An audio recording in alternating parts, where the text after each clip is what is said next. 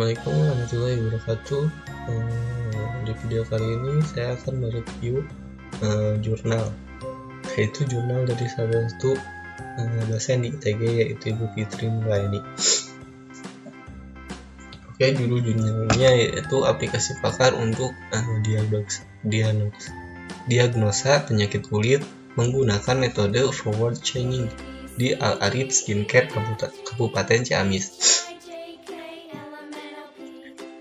Jurnal ini disusun oleh 3 orang, yaitu yang pertama ada Ibu Fitri Nurayani, yang kedua ada Yoga Handoko Agustin, dan yang ketiga ada Endah Nirwani Yusuf. Oke, di abstraknya yaitu ada kulit merupakan salah satu pancar indera manusia dan bagian pertama yang dapat menerima rangsangan dari luar. Kesehatan kulit menjadi hal yang sangat penting sebagai pelindung organ-organ tubuh yang ada di dalamnya, sehingga kulit yang tidak terjaga kesehatannya akan menimbulkan berbagai penyakit dan gangguan pada kulit. Penentuan penyakit kulit harus dilakukan oleh dokter ahli atau pakar, karena penyakit kulit bisa sangat berbahaya bila terjadi kesalahan dalam perawatan dan penanggungannya. Nah, kehadiran dokter ahli atau pakar penyakit kulit yang terbatas mengakibatkan pelayanan terhadap pasien penyakit kulit menjadi tidak optimal. Maka aplikasi sistem pakar mampu meniru kerja atau mendiagnosa penyakit kulit. Aplikasi pakar ini dibangun dengan metode Expert System Development Life Cycle menggunakan metode forward chaining sebagai teknik pencarian yang dimulai dari fakta yang diketahui untuk mencapai tujuan. Nah, itu untuk dari abstraknya. Nah, aplikasi pakar ini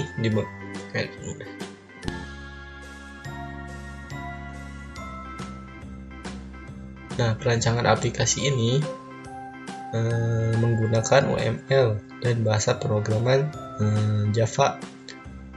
Penelitian ini dengan database MySQL sebagai penerapannya. Penelitian ini menghasilkan aplikasi sistem pakar yang dapat digunakan untuk mendiagnosa penyakit kulit yang memberikan informasi serta solusi penanggungan terhadap penyakit yang diderita, sehingga pelayanan terhadap pasien penyakit kulit dapat tetap berjalan tanpa harus menunggu kehadiran dokter ahli untuk menangani.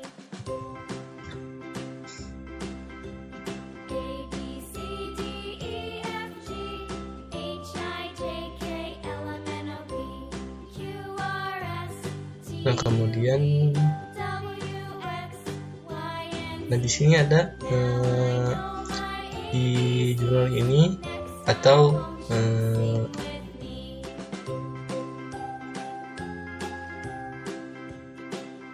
metode forward chaining ini ada 6 tahapan. Yang pertama ada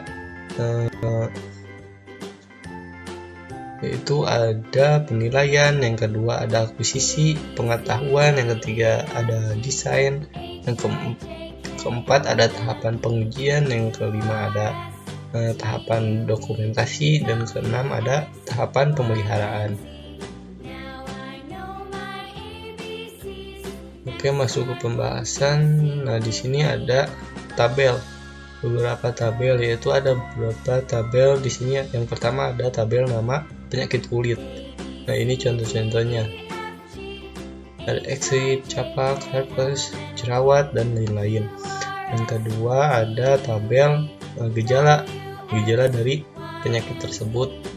Nah, ini contohnya ada gatal, ada demam, nyeri, badan terasa linu, ada eritma atau kulit yang berwarna kemerahan, dan lain sebagainya.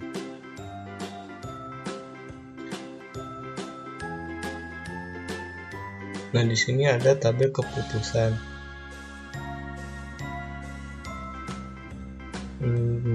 Tabel keputusan ini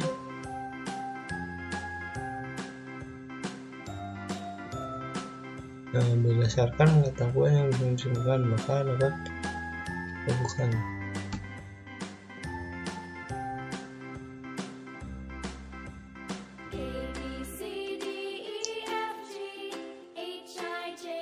Tabel nama penyakit, tabel gejala yang tadi dapat dibuat tabel.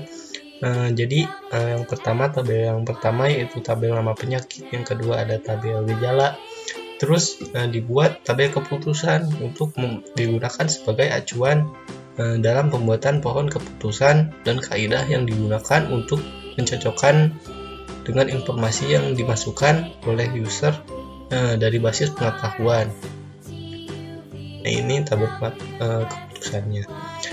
Kemudian masuk ke pohon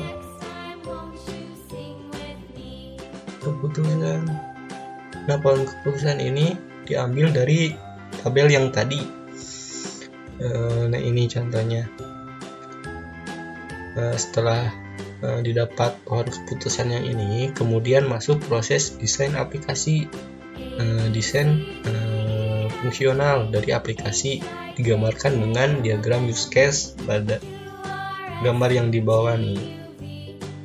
Nah, yang ini use case-nya. Use case dari aplikasi ini. Kemudian ada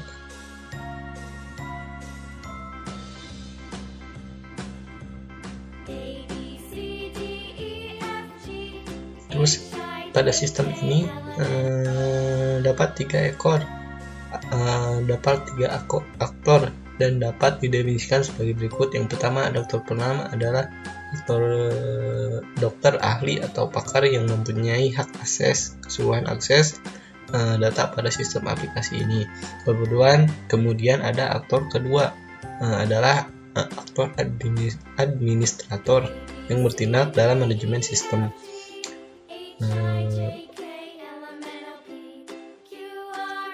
Dan yang ketiga ada aktor user atau asisten medis atau perawat yang terlibat dalam penggunaan aplikasi sistem pakar ini. Nah, di sini ada kelas diagram aplikasi diagnosa penyakit kulit. Kemudian sudah dibuat kelas diagram. Kemudian kelas diagram atau desain ya. Kemudian mulai memasuki tahapan coding. Tahapan ini mulai mengimplementasikan hasil desain pada program Java dengan database MySQL. Nah, ini menu utamanya merupakan tampilan utama dari aplikasi.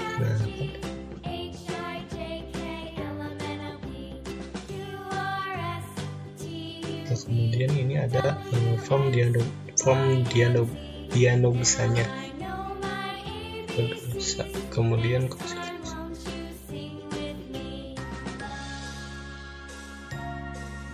Kemudian masuk hasil dari form hasil dari diagnosa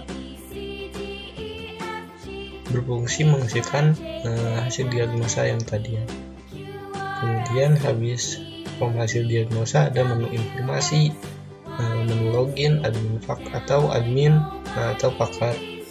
Kemudian ada menu admin. Setelah menu admin ada menu update penyakit. Nah, setelah itu di sini ada kesimpulan. Kesimpulannya itu berdasarkan proses bangunan aplikasi pakar untuk mendiagnosa penyakit kulit menggunakan metode forward chaining ini dapat diambil beberapa kesimpulan yaitu ada aplikasi pakar untuk mendiagnosa penyakit kulit yang telah dibangun dapat digunakan sebagai media konsultasi untuk mendiagnosa penyakit kulit yang diderita pasien yang dapat dijalankan oleh perawat atau asisten medis ketika dokter tidak berada di tempat.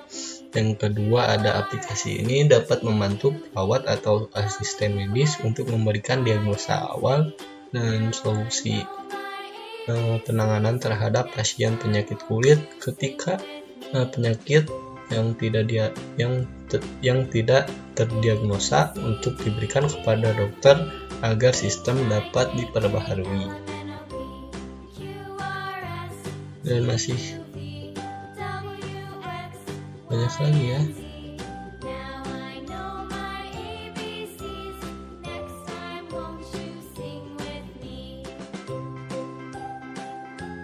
Aplikasi pakar dapat diunggah penyakit kulit ini menggunakan metode forward chaining dan masih dapat dikembangkan lagi menggunakan metode lain. Aplikasi pakar ini dapat dikembangkan menjadi berbasis online sehingga dapat akses oleh dokter atau pakar dimanapun guna proses pembaruan informasi. Dan terakhir ada daftar pusakanya ya. Kemungkinan teman-teman penasaran bisa dicari di sini. Oh iya, untuk jurnalnya bisa dicari di Google apa ya?